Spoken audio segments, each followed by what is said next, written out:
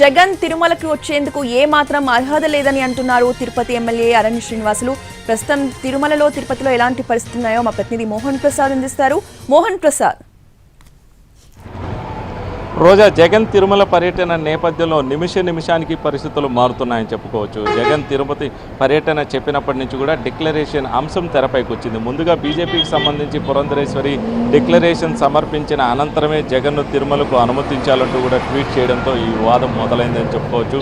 అటు తర్వాత హిందూ సంబంధించినటువంటి స్వామీజీలు కొంతమంది తిరుపతిలో మకాం వేశారు. వారు జగన్ తప్పనిసరిగా ఈ డిక్లరేషన్ సమర్పించాల్సిందే, సమర్పించిన తర్వాతే తిరుమలకు అనుమతించాలి, లేకపోతే జగన్ను అడ్డుకునే ప్రయత్నం చేస్తామంటూ కూడా వారొక ప్రకటన చేయడం జరిగింది. దీంతో మరోవైపు జనసేన, టీడీపీ, బీజేపీకి సంబంధించినటువంటి నాయకులు నిన్నటి రోజున తమ అధిష్టానం జగన్ పర్యటనను అడ్డుకోవద్దు అన్నటువంటి ఆదేశాలు అయితే జారీ చేసింది. ఈ నేపథ్యంలో జగన్ పర్యటన అయితే ఎక్కడా అడ్డుకునేటటువంటి ప్రయత్నం చేయం, కానీ డిక్లరేషన్ సంబంధించినటువంటి అంశం టీటీడీ పరిధిలోకి వస్తుంది. దీనిపై సంబంధించి కూడా టీటీడీ అధికారులు జగన్తో మాట్లాడేటటువంటి ప్రయత్నం చేస్తారు. అటు తర్వాత డిక్లరేషన్ ఇవ్వాలా ఇవ్వకూడదా అన్నటువంటి అంశం జగన్ పరిధిలోకి వెళ్ళిపోతుంది అన్నటువంటి అభిప్రాయాన్ని అయితే వ్యక్తం చేశారు. కానీ ఇవాల్టి రోజు ఉదయం నుంచి కూడా వేగవంతంగా జరుగుతున్నటువంటి పరిణామాలు పరిశీలన చేస్తుంటే ప్రస్తుతం అయితే అందుతున్నటువంటి సమాచారం మేరకైతే జగన్ పర్యటన సందర్భంగా ఒక ఉద్రిక్తమైనటువంటి పరిస్థితులు తలెట్టేటటువంటి అవకాశాలు ఉన్న నేపథ్యంలో పోలీసులు ఇప్పటికే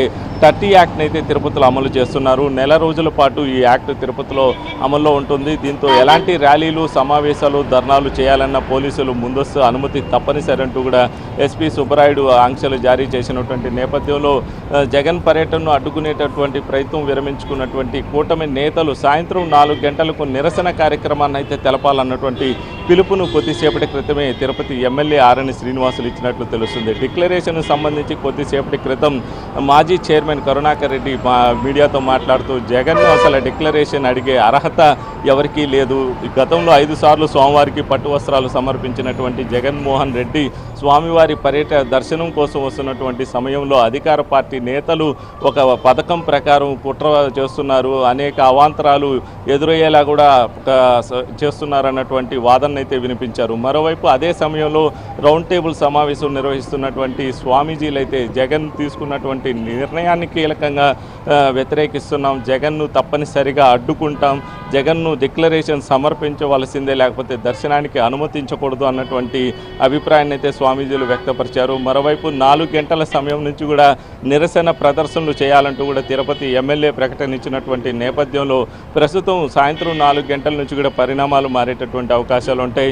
ఈ నిరసన కార్యక్రమానికి సంబంధించి కూటమి నేతలు సిద్ధమవుతూ ఉంటే దాన్ని అడ్డుకునేందుకు వైసీపీకి సంబంధించినటువంటి కార్యకర్తలు కూడా సిద్ధమవుతున్నట్లు తెలుస్తుంది. దీంతో పోలీసులు ముందస్తు జాగ్రత్తల్లో భాగంగా అందరినీ కూడా హౌస్ అరెస్ట్ చేయాలన్నటువంటి విధంగా కూడా ప్రస్తుతం ఇప్పటికే నోటీసులు అయితే జారీ చేశారు.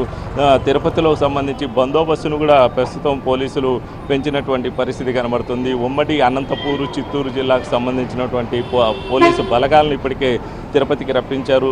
తిరుపతి విమానాశ్రయంతో పాటు అలిపిరి, అదేవిధంగా నంది సర్కిల్ వద్ద పెద్ద ఎత్తున కూడా పోలీసులు మోహరింపు ఉండేటటువంటి అవకాశాలే కల్పిస్తున్నాయి. మొత్తంగా కూడా జగన్ పర్యటన నేపథ్యంలో ఇప్పుడు కీలకంగా డిక్లరేషన్ అంశమే నిలుస్తున్నటువంటి పరిస్థితి అయితే కనబడుతుంది. స్వామివారి దర్శనం వస్తున్నటువంటి సమయంలో డిక్లరేషన్ సమర్పించకుండా వెళ్తే మాత్రం అలిపిరి వద్ద అడ్డుకుంటామంటూ బీజేపీ నేతలు కూడా కొద్దిసేపటి క్రితం ప్రకటన చేసినటువంటి నేపథ్యంలో ఈ జగన్ పర్యటన సందర్భంగా జరిగేటటువంటి పరిణామాలు ఎప్పటికప్పుడు మారేటటువంటి అవకాశాలు కనిపిస్తున్నాయి. Roja, right. Thank you Mohan Prasad.